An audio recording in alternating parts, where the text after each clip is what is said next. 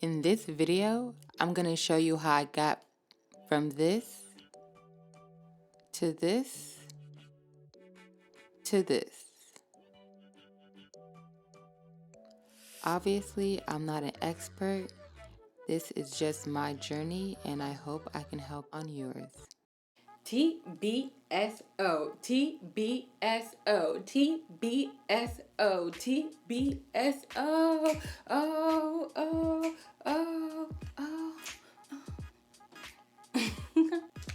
Hey everybody, it's TBSO coming to you live and direct, and today I'm going to be discussing how I transform my body, and hopefully the topics I'm discussing help you transform your body as well. I'm going to be focusing on mainly beginner mistakes, so if you're either starting your fitness journey or you've been in it for a while but you're not really seeing any progress, hopefully the video can give you some tips and tricks on exactly what you need to do to go ahead and get that body moving, snatchness, you know what I mean? I'm here to help, so stay tuned. So first thing I'm going to say is if you see me looking down, it's because I have notes. So yeah, mind your business. No, let me stop. So in this video, I'm going to mainly be focusing on beginner mistakes. The topics in whole that I'm going to be discussing is calorie intake, exercise, consistency, and progressive overload. The first topic I'm going to be discussing is calorie intake. Okay, so when we're discussing calorie intake, it's literally just the amount of calories that you took in that day. So the three things you really want to pay attention to when you're talking about calorie intake is your maintenance calories, calorie deficit, versus a calorie surplus. So your maintenance calories is mainly going to be focusing on the amount of calories you need to intake in order to maintain where you're currently at. If you want to change how you look, you either need to be in a calorie deficit, and those are going to be targeted towards people who want to lose weight. If you want to gain weight or gain mass, then you're going to want to be in the calorie surplus. And to be honest with you, a lot of people make losing weight or gaining weight really hard, but the basic is if you want to lose weight, all you need to do is be in a calorie deficit. That's it. That's it. Like, that's it. That's literally it. Of course, it's easier said than done, but if you just want to see the pounds on the scale drop, then you want to be in a calorie deficit. Oh, in the beginning of your fitness journey, one of the first things you want to determine is whether you want to be in a calorie surplus or whether you want to be in a calorie deficit. So one of the main things I want to point out is that in order to be in a calorie deficit or be in a surplus, what you want to really do is make sure you know exactly how many calories that you need to get to in order to be in your goal. They have online calculators and they can literally track the amount of calories that you need to intake in order to reach your goal. Do not guess how many calories you need to be in. Do not oh well, my friend needs only this many, so maybe I do too because we're similar. Nah. There are a couple of different equations that you can use regardless of what your goal is, and I'm gonna put them somewhere on the screen. Okay, I decided that I want to lose weight. The next step is to be in a calorie deficit. So when you're doing that, when you're first starting, I really highly suggest tracking your calorie intake.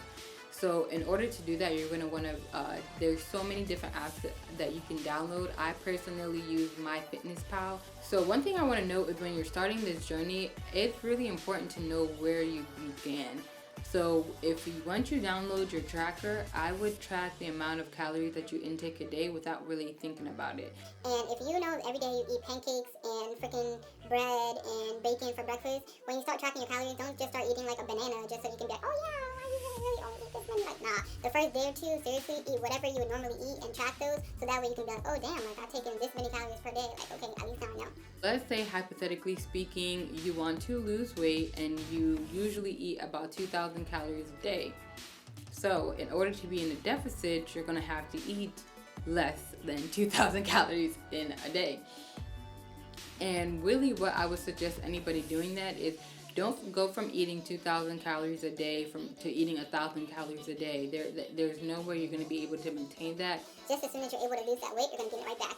So what I would suggest is that you do it gradually. And then from there, you're going to be able to slowly kind of change your metabolism in a way, so that way your body can actually get used to the amount of calories that you're taking in. Because if you're doing it too quickly, your body is gonna shock itself, which can be a good thing. But if you want to do it for the long haul, you definitely want to do everything gradually, because patience is key, especially when you are in like a weight journey.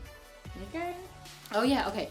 So before I forget, another beginner mistake is when tracking your calories, you really want to pay attention to the amount of carbs, protein, and fat that you're taking in. So those are really the three components that you're looking at when you're tracking your calories. Of course, there are other components, sodium, blah, blah, blah, etc.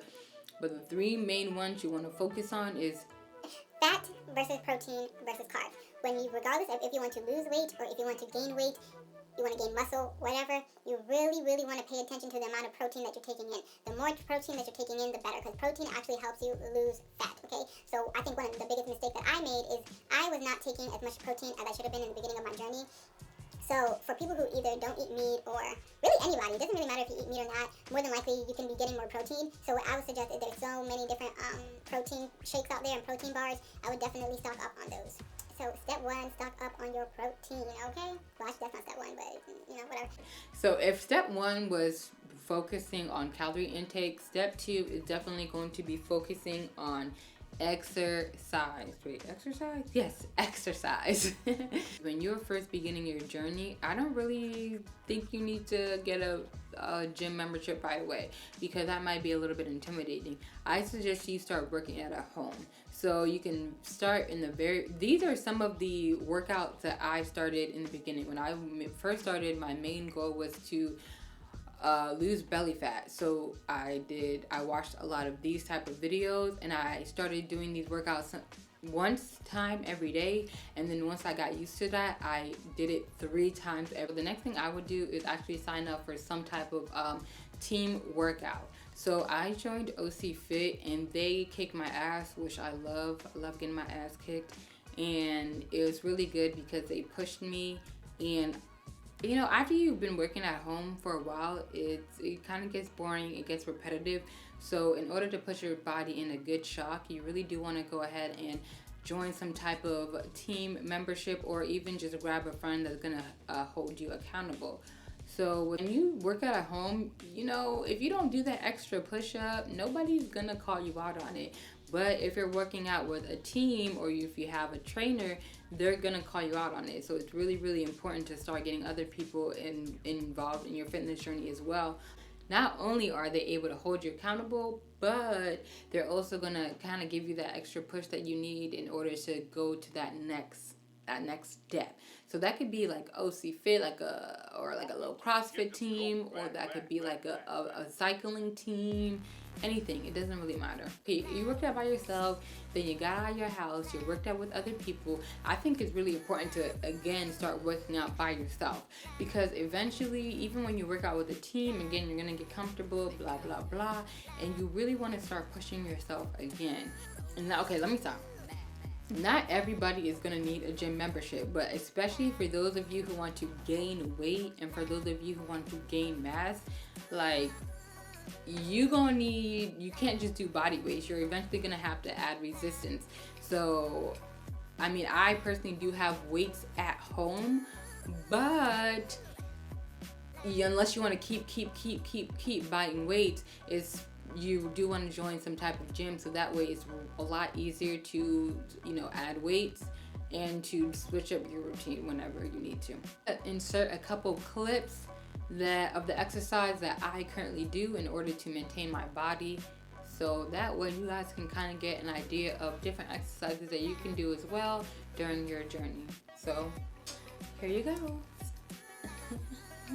Okay, so first of all, I want to start by saying that my body kind of looked kind of crazy, because I hadn't been to the gym in a couple weeks. But, instead of re-recording, I just wanted to keep it real. You can't look snatched all the time, it'd be like that sometimes. But the first workout that I'm doing is going to be hip thrust. I'm going to be doing 4 sets. The first set is going to be 90 pounds, 20 reps. Second set, 180 pounds, 15 reps. Third set, 230 pounds, 10 reps. And the fourth set is going to be 280 pounds, and I'm going to be doing 8 reps. When you get to the top, you really want to squeeze as much as you possibly can. The next exercise is going to be deadlifts, but I'm going to be doing on the squat machine. What you want to make sure that your feet are spread as wide apart as the metal lets you, and that your hands are on the bottom of the seat. I'm going to push up and I'm going to squeeze when I get to the top.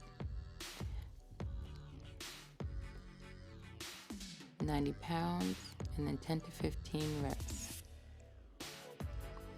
The next exercise is going to be cable pull throughs. I'm going to be doing 5 sets from 60 to 100 pounds, and they're going to go up in increments of 10.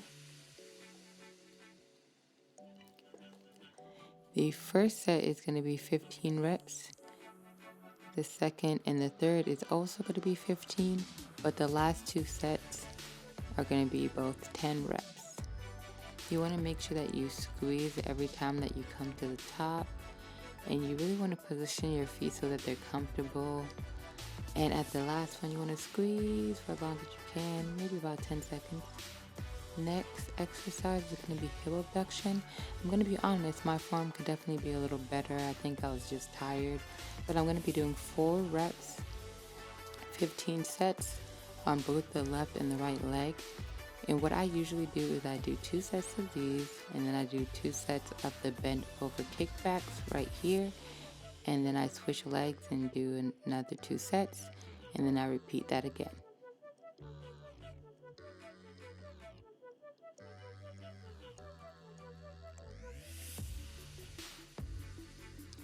The next set is going to be, or the next exercise is going to be the single leg press, and I'm going to be doing this standing up. If you look, I'm kind of in the position of like a squat. So I'm going to be doing 4 sets, 95 pounds, 15 reps, 120 pounds, 15 reps, 145 pounds, 10 reps, back to 95 pounds, another 15 reps. And you're going to be doing that for both your left and your right leg. The next exercise is going to be the hip abduction machine. I'm going to be doing 5 sets, going up in increments of 20 pounds. And I'm going to be doing 30 reps for 60 pounds, 30 reps for 80 pounds, 20 reps for 100 pounds, 20 reps for 120 pounds. And then the last, for 140, I'm going to be doing 10. So with these, what I like to do is half the sets, I like to be sitting down in the chair. The other half, I like to be, have my butt raised above the chair, because both of these definitely feel a little bit different, and I feel like they work out different parts of the muscle. The next exercise is going to be the kickback machine, and I'm going to do a pyramid of 4 sets, 10 to 15 reps each. What I usually do is start at 50 pounds, and then I go up each set, or sometimes I start heavy and then I go down to 50 pounds. It really depends how I'm feeling, if I want to lift heavier, if I want to lift lighter, and feel free to change the weights as well.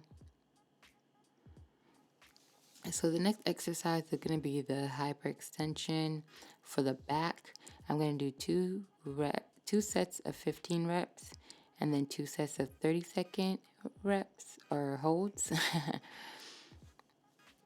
With that being said, I usually do 1 set of 15 reps and a 30-second hold, and I do that twice. If that's kind of too hard, if you're holding on to your chest, you can always hold on to the bar next to you to give you more support. The last exercise is going to be the ab machine, and you're just going to keep doing this until you cannot do it no more. Usually when I count, I do about 20 to 25, and then I go on to my next side.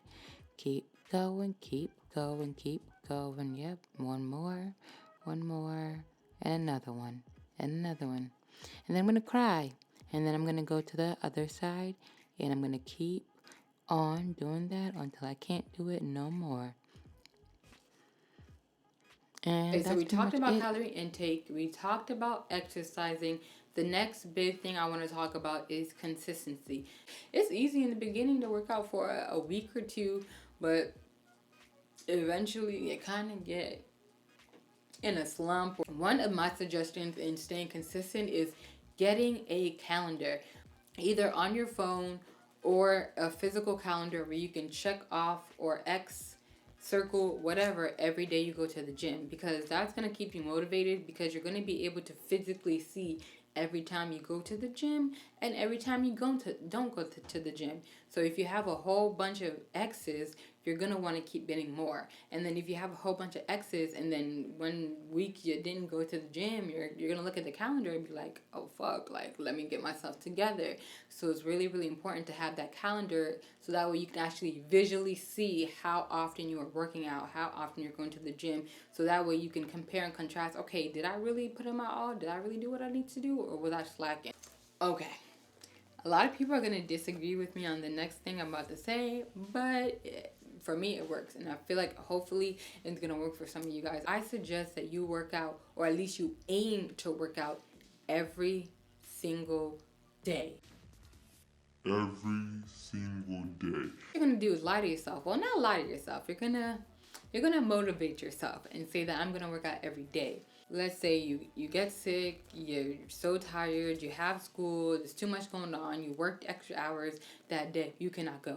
That's fine. If you cannot go to the gym or if you cannot work out, don't force yourself to do it, but don't make that. And the reason I say aim to work out every single day is because, okay, let's say hypothetically speaking, you say, okay, I'm going to work out 3 to 5 times a week. Okay, cool. The thing with that is, if you say you're going to work out 3 to 5 times a week, realistically, you're probably only really going to work out like 2 to 3 times a week, if that. Like, we always kind of overball ourselves. So if you say you're going to work out every day, chances are you're at least going to work out 3 to 5 times in that week. If you tell yourself I'm going to work out 3 to 5 times, you're probably only going to work out 1 to 3 times a week. So tell yourself you're going to work out every day, so that way you have less of an excuse not to work out. Every day does not need to be a 1 or 2 hour workout. Sometimes you can create a 5 to 10 minute circuit. So even though you may not be, having a very rigorous workout every single day, at least you are doing something every single day. You should have a 5 to 10 minute circuit workout like this. I'm going to do jumping jacks for 1 minute, and then I'm going to do push-ups for 1 minute, and then I'm going to do burpees for 1 minute, and then I'm going to do crunches for 1 minute. Okay, that was 5 minutes, and let's say you rest like 30 seconds to a minute in between. That's less than a 10-minute workout. So boom, you have 10 minutes. You do. You watching Love and Hip Hop, you watching SpongeBob, you watching an hour of YouTube, you have 10 minutes to work out. Which actually brings me to say that sometimes, even if you don't feel like working out, let's say you're watching a TV show, work out in between the commercials. When a commercial comes on, be like, okay, I'm going to be doing push-ups until it comes back on. Or I'm going to be doing burpees until the commercial comes back on. Give yourself a little motivation, so even if you're kind of in the mood to not work out, at least you can kind of sneak something in there. I feel like that's definitely going to help those who like live a busy lifestyle. Okay, the next tip I would have for being consistent is letting your family and friends know that you have a fitness journey. Because if you don't tell nobody, ain't nobody going to hold you accountable but you, and you're going to lie to yourself, okay? So tell a friend that you trust that actually wants to do good. Don't tell that hating ass bitch. Like, don't do that, because she's just going to discourage you. Don't do that. Somebody that's actually going to keep you motivated, and or they also have a fitness journey similar to your own, so that way both of you guys can be like, oh wait, did you work out today? Send me a picture of you working out today.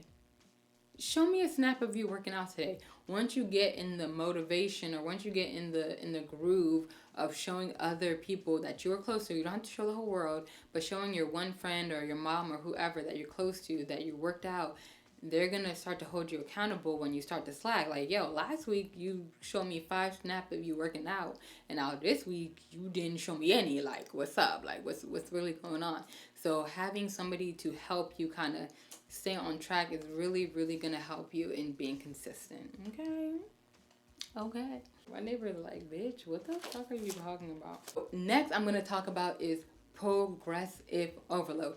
Progressive overload is really, really important during your fitness journey because you are going to get stronger. I mean, hopefully, shit. If you're working out every day, hopefully your ass is going to get stronger. So if you're over here doing 10 pounds, 10 pounds, 10 pounds, you're doing that every day, those 10 pounds are going to get really light. So if you continue to do those 10 pounds, it's almost like you're not working out anymore. So progressive overload is really important so that you can continue to shock your bodies in good ways and you can continue to make working out fun. Because if you work out too much of the same workout for a long time, it's going to get repetitive, it's going to get boring, and progressive overload is going to kind of give you that extra little push that your body needs to actually change it. There are lots of different ways to progressive overload. So you can either progressive overload with weight. So let's say you go from 10 pounds and now you up yourself to 20 with time. So let's say you only were able to do push-up for 30 seconds straight and now you're able to do it for a minute straight with the amount of rest you take. Let's say when you first started, you would take 5-minute rest in between each workout, which, okay, I ain't judging you, that's a lie, but that's what you needed, okay, whatever. So if you continue to take 5-minute rest, what are you doing, baby? Baby, what are you doing? Either you don't take a break at all in between your sets, or you take a 30-second break. Something to kind of let your body know that, okay, I'm gonna continue pushing myself. I'm gonna continue to actually try. Because if you keep doing the same thing over and over again, eventually you're not even gonna have to try to do it. Your body's just gonna know. No. This goes hand in hand with progressive overload. It's muscle mind connection. Muscle mind connection is also really important because if you are working out but you're not really thinking about it, your muscle is really not going to be doing as much workout as you really need. So you really want to train yourself to feel whatever muscle you're working on. If you're working on your arms, you really want to feel that muscle. You're going to want to, if you're just doing, you're not really gonna, what are you doing? But if you're feeling it and squeezing it, then that is gonna be a lot more effective in every single workout that you do, regardless of what body part you're working out. If you have that mind to muscle connection, you actually are going to be able to see results compared to if you're doing the same workout but you're not really thinking about it. So that's really important. Cardio versus weights. Okay, so when I'm talking about cardio versus weights, I have like 1 minute left. Everybody should have a little bit of a mix of both. But simply put, if you just want to lose weight and lose fat, cardio. If you want to gain muscle or gain strength, weightlifting. Okay? So what do you want? Cardio? Weightlifting. Cardio? Weightlifting. It's about to end. What did I miss? Hey y'all, I'm back. Okay, so my camera died. So I'm going to try to wrap this video up so it's not too long. Let's get right back into it, okay? When I say follow people who are where you want to be at, I don't mean people who look like, are just like Instagram baddies and people who just look good. Like, that's good and all, but then they're not really helpful. I mean, follow people who are actually helpful. Follow people who post actual workout videos. Follow people who post about nutrition, okay? Don't just follow somebody because they have a good looking body and that's where you want to be. Follow them because they have a good looking body and they're giving you information on how to obtain that. Accounts that I like to follow that really help me out is Gauge Girl Training, Stephanie Buttermore, people who are on YouTube and or other social media platforms. Follow people who actually have done research, who has gone through the experiences, and who are actually educated on the subject, so that way they can educate you as well. And I can always add a list of people who I follow, so that way you can kind of follow some of them as well, and maybe they can help you out further. It kind of goes to what I just said. Even though you're following people who are where you want to be at, do not compare yourself. When I was doing yoga, one of the most important things that the yoga instructor said was comparison is a killer to happiness. And I completely agree. So if you're following somebody and they were able to lose 30 pounds in a day, and you're like, what the fuck? I've been trying to lose 10 pounds and it's been a whole month. Like, what the fuck? That's gonna, it shouldn't, but more than likely it might discourage. But you don't know what that person did to lose the weight. You don't know where that person started at. You don't know what that person's metabolism is.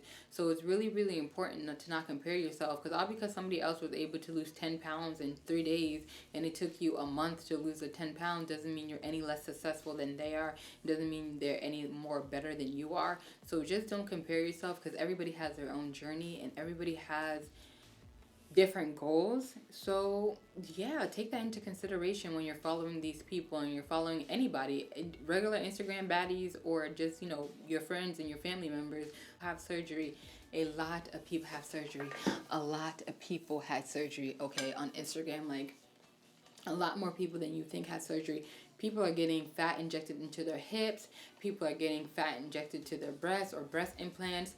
People are getting liposuction. They have non-invasive liposuction, which means to get liposuction nowadays, you don't always even technically need to be opened up. Like, they literally have like big machines that will like suction cup and basically work you out while you're just laying there.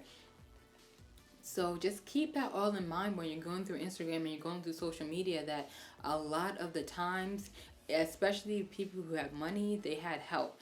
A lot of these fitness gurus, even though they, you know, they work hard, they're dedicated, they're committed, they're doing everything they need to do, a lot of the time, some of them also had some type of surgery or some type of procedure that kind of oomphed them. They oomphed them. Not only surgery, there's Facetune, there's Photoshop, okay? And some people just know their angles, like me, okay? Catfishing since 1995, y'all, okay? To this day. There are so many things that go into making what somebody looks like, how they look. So don't compare yourself, because all you're doing is killing your happiness, killing the joy. You could be happy as hell. Yes, I just lost a pound. And then when somebody else posted, I just lost 5 pounds. And now you're like, no, don't. Be happy for that person. Yay for them. And guess what? Continue doing what you're doing. Okay? Okay. All right, I felt this video is already really long. I was going to get into food and fasting. The way I was able to lose so much weight personally was fasting. During that time where I was 160 pounds and I got down to 130 pounds, a lot of that was during the time of Lent, and I was really only eating one large meal a day. And not only was I eating one large meal a day, I was also working a lot. Like, the job that I had was extremely physical. So blah blah. I could go on, but I think I would rather make a second video, because this video is probably already going to be very, very long. So one of the things that you want to take in mind is food and fasting. To kind of give you a little bit of background of my weight journey, I've always been a very, very skinny person. And then when I moved to California, I gained a lot of weight. Let's go way back. I went from being like 100 pounds to like 120 pounds when I first moved to California. And at my largest, I was probably like, well, let's say 120, 130 pounds, right? And then at my largest, I was around 150, 160 pounds, okay? And now I'm currently back at 135 pounds. My next goal is actually to be back around 150. I'm gonna make a part 2. In part 2, I'm gonna be focusing more on food and nutrition, because like I said, I don't want to make this video too long. And I'm also going to be focusing on even more exercises that you can do, as well as what I'm currently doing in order to gain weight in a short amount of time. So part 2 is going to be more focused towards food and weight and muscle gain. I'm really excited about that.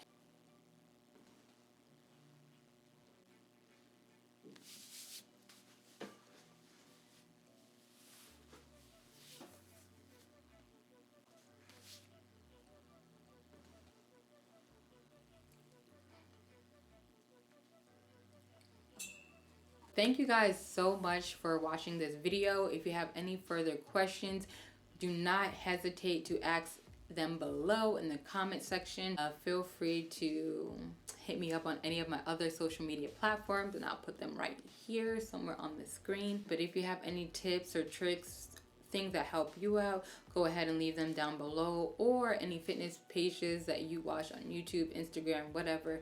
Go ahead and comment them below as well. I am really excited to, make a part 2 and have other videos coming to you guys. Go ahead and hit that like button. Go ahead and hit that subscribe button. Okay, and that way the next time I post, you guys can be updated on what is going on. On my channel, I'm going to be focusing on fitness, art, love, spirituality, everything. So it's going to be more of like a lifestyle thing.